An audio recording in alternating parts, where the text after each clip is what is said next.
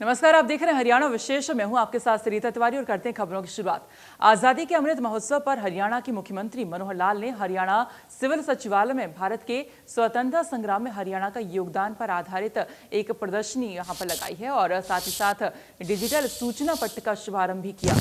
इस मौके पर मुख्यमंत्री मनोहर लाल समेत कैबिनेट मंत्री भी मौजूद रहे। इस दौरान मुख्यमंत्री ने कहा कि आजादी का अमृत महोत्सव चल रहा है। आजादी का इतिहास कहानियां डिजिटल पट पर लगाई गई हैं ताकि लोग उसको देखकर प्रेरणा ले सकें। उन्होंने कहा कि इस पट पर किस तरह आजादी प्राप्त की, किन किन का योगदान रहा और आजादी के लिए कहां कहां बिगुल बजाया गया था, ये सभी जानकारी रहेगी। हरियाणा के सभी जिला मिनी सचिवालय पर भी इसी तरह के डिजिटल सूचना पट लगाए जाएंगे। मुख्यमंत्री ने कहा कि डिजिटल हरियाणा की तरफ से हरियाणा बहुत से मापदंडों को पार कर चुका है और लोगों को सभी सुविधाएं आईटी के माध्यम से मिले, इसके लिए तैयारी चल रही है। सीएम मनोहर लाल ने कहा कि सरकारी कार्यालयों में डिजिटलाइजेशन पर जोर दे रहे हैं। भविष्य में ऑफिस फाइलें ई फाइल के तौर पर ही चलेंगी।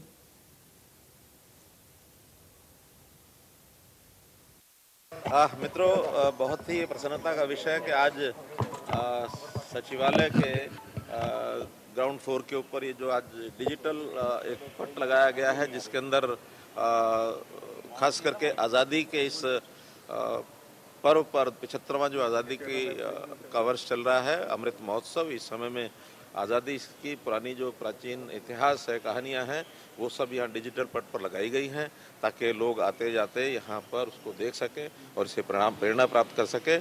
हमने ये भी कहा है कि इसी प्रकार के पट सभी जिला के जो मिनी सचिवालय हैं वहाँ पहले लगाया जाए और बाद में जहाँ जहाँ फुटफॉल होता है लोगों का, वहाँ भी लगाने का प्रयत्न करेंगे ताकि लोगों को इस वर्ष में आज़ादी की पूरी कहानी, ये किस प्रकार से क्रांतिकारियों ने आज़ादी प्राप्त की, किन किन लोगों का उसमें योगदान रहा और कहाँ कहाँ इसका बिगुल बजाया गया, ये सारी जानकारी उनको मिल सके। इस तर्ज पर डिजिटल हरियाणा बहुत से मापदंडों को पार कर चुका है और हमारा आईटी डिपार्टमेंट हर एक विभाग में कुछ न कुछ ऐसा सॉफ्टवेयर बने, इस पर लगा है ताकि लोगों को सब सुविधाएं, यानी आईटी का मतलब है कि इमीडिएट ट्रांसमिशन, यानी एक प्रकार का ट्रांसफॉर्मेशन, ये इस प्रकार से आईटी के माध्यम से हम लोगों को जो अपनी सेवाएं हैं, चाहे वो अंत्योदय सरल केंद्र हैं और चाहे अभी जो हमने परिवार पहचान पत्र बनाया है, वो भी एक आईटी का यानी डिजिटल हरियाणा का ही एक नमूना है। हमने किसानों के लिए मेरी फसल मेरा ब्यौरा के माध्यम से बहुत सी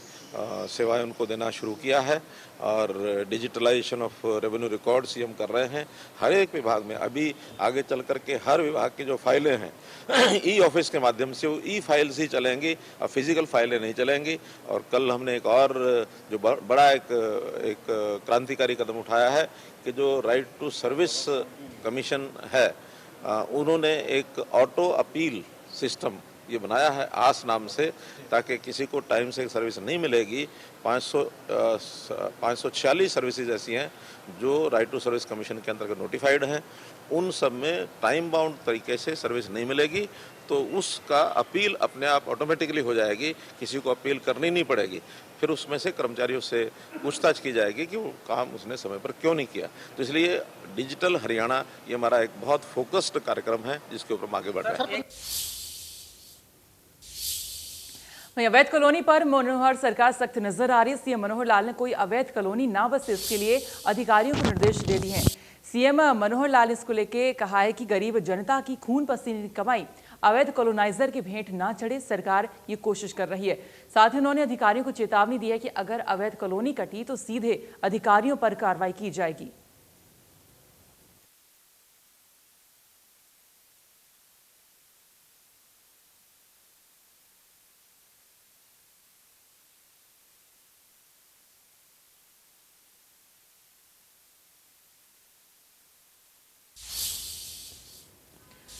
देश को टीबी मुक्त करने के प्रधानमंत्री नरेंद्र मोदी के सपने को साकार करने के लिए केंद्रीय स्वास्थ्य मंत्रालय ने रफ्तार तेज कर ली। आज केंद्रीय स्वास्थ्य मंत्री मनसुख मंडाविया ने अलग अलग राज्यों के स्वास्थ्य मंत्रियों के साथ वीडियो कॉन्फ्रेंस कर टीबी मुक्त भारत बनाने के मुद्दे पर अहम चर्चा की। इसमें हरियाणा के स्वास्थ्य मंत्री अनिल विज ने केंद्रीय स्वास्थ्य मंत्री के समक्ष इस मुहिम को सफल बनाने के लिए कई अहम बातें भी रखी। स्वास्थ्य मंत्री अनिल विज ने बताया कि हरियाणा ने सभी प्राइवेट लैब्स और अस्पतालों को अब टीबी के लिए एक एक मरीज का ब्यौरा स्वास्थ्य विभाग को देना अनिवार्य होगा, जिससे टीबी को फैलने से रोका जा सकता है।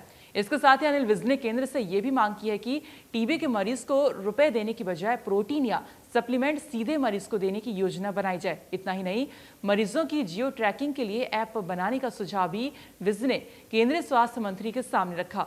2025 तक टीबी मुक्त भारत बनाने के लिए विज ने केंद्रीय स्वास्थ्य मंत्री को आश्वस्त किया है कि जिस जोश और बहादुरी के साथ हरियाणा कोरोना के खिलाफ लड़ा, उसी बहादुरी के साथ एक हेल्थ वर्कर घर घर जाकर टीबी के खिलाफ लड़ेगा। और इसी कड़ी में स्वास्थ्य मंत्री विज ने यह भी जानकारी दी है कि जरूरत पड़ने पर हरियाणा सभी आरटीपीसीआर टेस्टिंग लैब्स में अब टीबी की भी जांच होगी।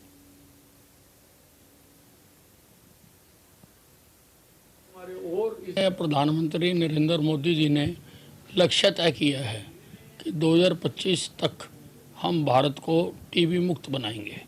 उसको लेकर आज केंद्रीय स्वास्थ्य मंत्री और सारे प्रदेशों के स्वास्थ्य मंत्रियों के साथ और अधिकारियों के साथ एक महत्वपूर्ण बैठक हुई है, इस पर विस्तार से चर्चा हुई है।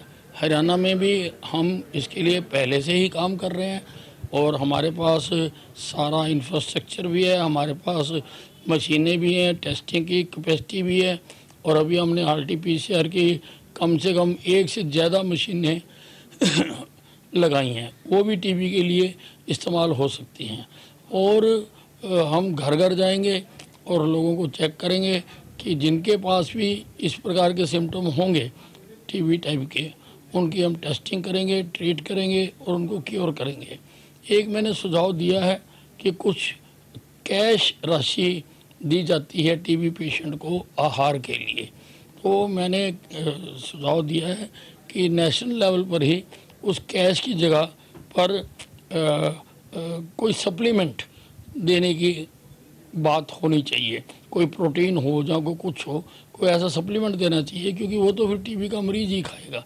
कैश तो घर में कहीं और भी इस्तेमाल हो सकता है।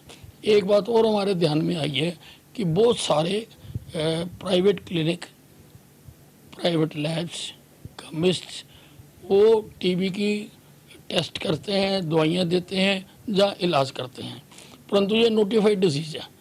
इसका हमारे सीएमओ के पास उनको रजिस्टर्ड करवाना आवश्यक होता है, शायद वो नहीं कर रहे हैं। मैं एक मुहिम चलाऊंगा सारे प्रदेश में कि ऐसा तो नहीं कर रहे हैं, हम उनको कहें या उनके खिलाफ कार्रवाई करें, क्योंकि हर टीबी का पेशेंट हमारे रिकॉर्ड में होना चाहिए, क्योंकि उसको ठीक होने तक हमने दवाई देनी है। प्राइवेट अस्पताल से तो हो सकता है वो 1 दिन के लिए है, 2 दिन के लिए है, लेकिन हमने उसको फॉलो करना है। और मैंने ये भी कहा है कि ये ऐप बनानी चाहिए और उसके ऊपर सारे रिकॉर्ड होने चाहिए और जियो लोकेशन होनी चाहिए, ताकि जो हमारा आदमी जाए उसका सबूत हो सके कि हाँ वो टीबी के मरीज तक होके आया है और उसको दवाई दे के आया है। गठबंधन सरकार ने एक बार फिर से धारूहेड़ा नगरपालिका के उपचुनाव में चेयरमैन पद के लिए जेजेपी प्रत्याशी रावमान सिंह को चुनाव मैदान में उतारा है, जो पिछले चुनावों में पारिवारिक मतभेदों के कारण पिछड़ गए थे। लेकिन आज नामांकन के आखिरी दिन बीजेपी जेजेपी पदाधिकारियों के साथ जेजेपी प्रत्याशी ने भी अपनी जीत को एक तरफा करार दिया है। आपको बता दें कि नगरपालिका धारूहेड़ा चेयरमैन पद का चुनाव दिसंबर 2020 में हुआ था, लेकिन विजयी रहे कंवर सिंह यादव का एक शिकायत के बाद जांच में मैट्रिक का सर्टिफिकेट फर्जी पाया गया, तो चुनाव आयोग ने उन्हें अयोग्य घोषित कर दोबारा उपचुनाव करवाने का फैसला लिया, जो अब आने वाली 12 सितंबर को होना है।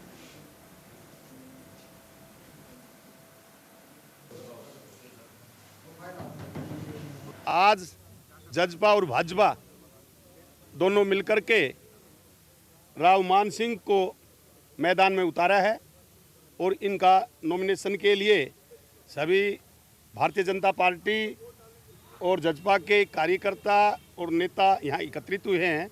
आज धारूहेड़ा नगर पालिका के उपचुनाव के लिए चेयरमैन पद के लिए भारतीय जनता पार्टी और जननायक जनता पार्टी के संयुक्त उम्मीदवार के रूप में रावमान सिंह ने अपना नामांकन किया है। हम इनको उम्मीद करते हैं कि आने वाला चुनाव बहुत अच्छा होगा। हम एक तरफा चुनाव रहेगा और अच्छी वोटों के अंतर से जीतेगा और दोनों पार्टियां एकजुट होकर के, जिस तरह पिछला चुनाव दोनों ने एकजुट होकर के लड़ा था, इस बार एकजुट होकर के चुनाव जीतेंगे। चौधरी देवीलाल की जयंती मनाने का निमंत्रण देने के लिए और जेजेपी पार्टी में और सदस्यों को जोड़े जाने के अभियान को लेकर जेजेपी के राष्ट्रीय अध्यक्ष अजय चौटाला नारनौल पहुंचे, जहां उन्होंने एक पार्टी कार्यकर्ताओं की बैठक को संबोधित किया। उन्होंने कहा कि चौधरी देवीलाल की जयंती इस बार नूंह में मनाई जाएगी। साथ ही उन्होंने कहा कि ये जयंती प्रत्येक जिला मुख्यालयों पर भी पार्टी कार्यकर्ता मनाएंगे। भूमि में आकर के आप लोगों जिला मुख्यालय पर मनाने का फैसला किया। नूंह में एक बड़ा आयोजन किया जाएगा जिसमें चौधरी देवीलाल की सबसे बड़ी स्टैचू वहां पर स्थापित की जाएगी। इसके अलावा सभी जिला मुख्यालयों पर जहां जहां चौधरी देवीलाल जी के स्टैचूज हैं, 108वीं जयंती उनकी है, हर जगह से 108 की टोली जाकर के उन्हें श्रद्धा के सुमन अर्पित करेगी। पहले फेज में हमने 45,000 सक्रिय सदस्य बनाने का निर्णय किया है। एक कॉन्स्टिट्यूएंसी से 500 सदस्य बनाए जाएंगे। भूमि में आकर के आप लोगों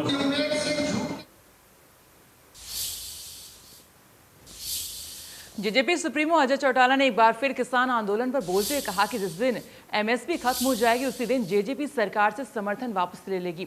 उन्होंने कहा कि मौजूदा समय में हरियाणा सरकार किसानों को 10 फसलों पर एमएसपी दे रही है। एक बात कही थी कि किसान की फसल की एमएसपी की बात जब आएगी हम सबसे आगे खड़े मिलेंगे और एक पल भी नहीं लगाएंगे अगर एमएसपी पे फसल ना बिकी तो इस सरकार से दूर है। आज भी उसी बात पे कायम है। मैंने तो उदाहरण के साथ आपको कहा है कि एक नहीं 10 ऐसी फसलें हरियाणा प्रदेश की है जो एमएसपी प्राइस पे आज बिक रही है, किसी दूसरे हिस्से में प्रदेश के नहीं है। हमने बार बार ये एक वायदा किसान से किया कि एक एक दाना उसकी फसल का खरीद करेंगे, उसके अकाउंट में सीधे तौर पे पैसा जाएगा और वो पूरा करने का काम किया है। बिजली मंत्री रणजीत सिंह ने कहा है कि हरियाणा में बिजली के मामले में किसानों को पंजाब के किसानों से ज्यादा राहत दी जा रही है। उन्होंने कहा कि पूरे देश में कामकाज के आधार पर हरियाणा का बिजली विभाग दूसरे नंबर पर है। उन्होंने ये भी कहा कि पंजाब के अंदर उद्योग में 8 घंटे तक कट लगे और सरकारी दफ्तर 2 बजे तक चलाने पड़े और इसके बाद छुट्टी करनी पड़ी। उन्होंने कहा सिर्फ बिजली ही नहीं बल्कि हर मामले में हरियाणा पंजाब से बेहतर है।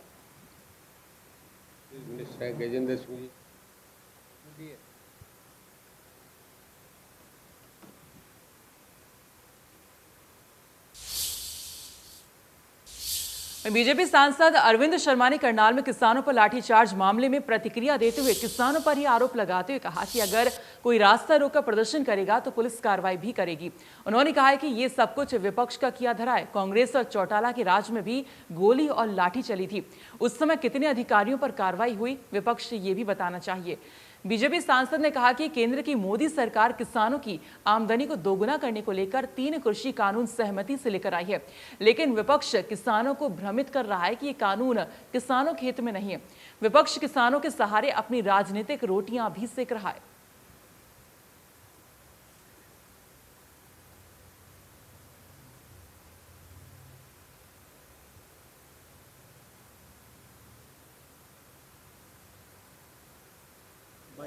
विपक्ष गुमराह कर रहा है और वो किसान ऐसा नहीं कर सकता। मेजोरिटी ऑफ लोग, आप मैं किसके ज़्यादा क्या कहूँगा, अगर किसानों को तो बिल्कुल, अगर आप देखेंगे उनका हमेशा प्यार प्रेम का माहौल चाहिए होता है, प्यार प्रेम का माहौल उन्होंने बनाया है, लेकिन खिचम ताण का माहौल, विपक्ष की आंगली लगने पर ये खिचम ताण का माहौल होगा। विपक्ष इस पर रोटी सेकना चाहती है, विपक्ष इस पर रोटी सेकना चाहती है, विपक्ष इसी से निचोड़ निकालना चाहती है। इसी आंदोलन के सारे हम पता नहीं कितनी सीढ़ी चढ़ जाएंगे। हम भी किसान परिवार से, मैं भी किसानियत करता हूँ, मैं भी किसान परिवार से हूँ।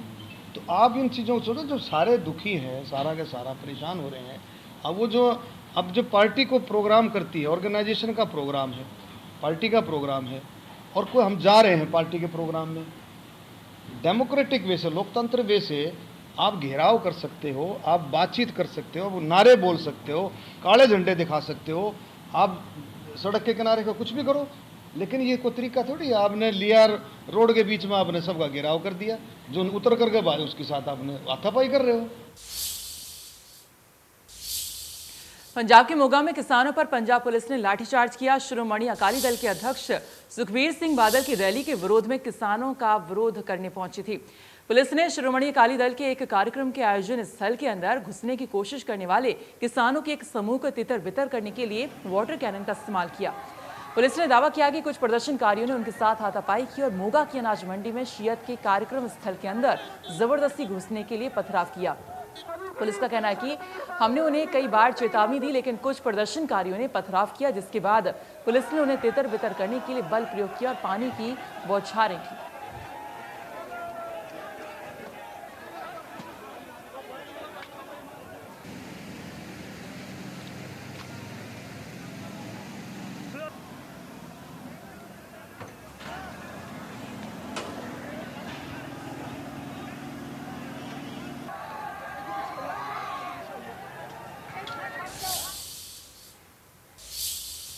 कैथल के लघु सचिवालय परिसर में जिला मॉनिटरिंग कमेटी की 37 विभागों की रिव्यू मीटिंग हुई है, जिसमें बीजेपी सांसद नायब सैनी, गोहला के विधायक ईश्वर सिंह, कैथल के विधायक लीलाराम समेत जिले के तमाम अधिकारी मौजूद रहे। बैठक में कैथल के विधायक लीलाराम ने अपनी 2 समस्याएं रखी। उन्होंने जिले के अस्पताल में कर्मचारियों से पैसे लेकर भर्ती करने का मामला उठाया और मार्केटिंग बोर्ड के डीएमओ पर कार्यालय में न बैठने के आरोप लगाए। गोहला के विधायक ईश्वर सिंह ने भी 2 मुद्दे उठाए। विधायक ने बुजुर्गों की पेंशन बनवाने के लिए गोहला में मेडिकल बोर्ड बिठाने की मांग उठाई, जिससे लेकर स्वास्थ्य विभाग को मेडिकल बोर्ड शुरू करने के आदेश जारी किए गए। दूसरा मुद्दा उन्होंने उठाया गांव फिरोजपुर का, जहां कलन माजरा गांव में पाइपलाइन नहीं बिछाई गई है। मामले को लेकर विभागीय अधिकारियों को शिकायत पर संज्ञान लेने के आदेश भी जारी किए गए। इसके अलावा खादी ग्राम उद्योग के किसी भी अधिकारी के न पहुंचने पर उपायुक्त ने कारण बताओ नोटिस जारी करने के आदेश दिए।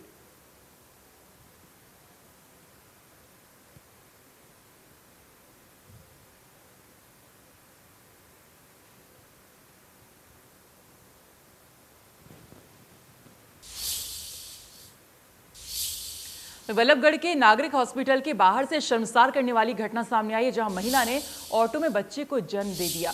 नागरिक हॉस्पिटल में सुबह 9 बजे गर्भवती महिला को लेकर उसकी मां हॉस्पिटल पहुंची थी, जहां पर जानकारी ना मिलने पर लगभग आधे घंटे तक इधर से उधर घूमने के बाद वापस जब ऑटो पर पहुंची तो देखा कि उसकी बेटी ने ऑटो में ही बच्चे को जन्म दे दिया। इसके बाद आनन फानन में अस्पताल प्रशासन ने जच्चा बच्चा को वार्ड में शिफ्ट कराया और सूचना के बाद हालचाल जानने महिला के पास बल्लभगढ़ एसएमओ और इमरजेंसी डॉक्टर गर्भवती महिला के पास पहुंचे।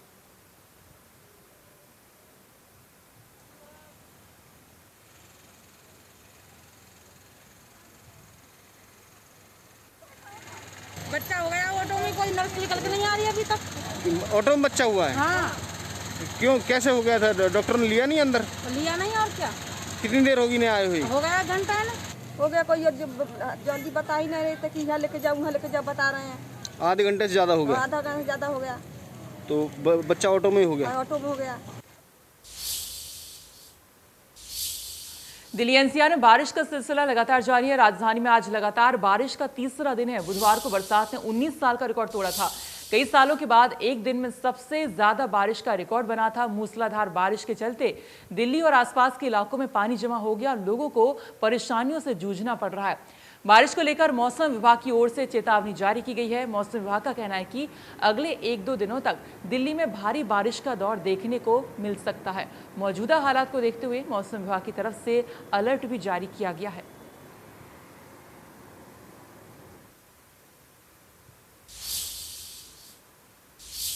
अब फिलहाल इसी के साथ हरियाणा विशेष में इतना ही। आगे खबरें जारी हैं। आप देखते रहिए इंडिया न्यूज हरियाणा। नमस्कार।